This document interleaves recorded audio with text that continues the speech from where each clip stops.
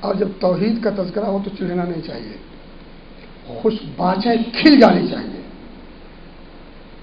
دل سے سرور کے اثرات چہرے پر واضح اور نمایاں ہونے چاہیے، دل کھلے۔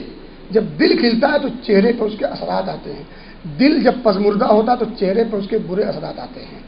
اللہ نے نقشہ کھینچا ہے، وَإِذَا ذُكِرَ اللَّهُ وَحْدَهُ، جب ایک اللہ کا ذکر ہوتا ہے، اِسْمَأَزَّتْ قُلُوبُ الَّذِينَ لَا يُؤْمِنُونَ بِالْآخِرَةِ، تو دل سکڑ جاتے ہیں۔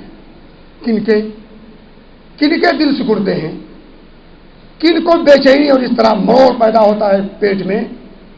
لا یؤمنون، قلوب الذین لا یؤمنون بالآخرہ، ان دلوں میں جن دلوں کے اندر ایمان نہیں ہوتا آخرت کے دن پر، اور جب اس کو چھوڑ کر دیگر معبودوں کا تذکرہ کیا جائے ان کے، اذا هم مستبشرون، باچیں کھل جاتی ہیں، خوشی کا سما پیدا ہو جاتا ہے۔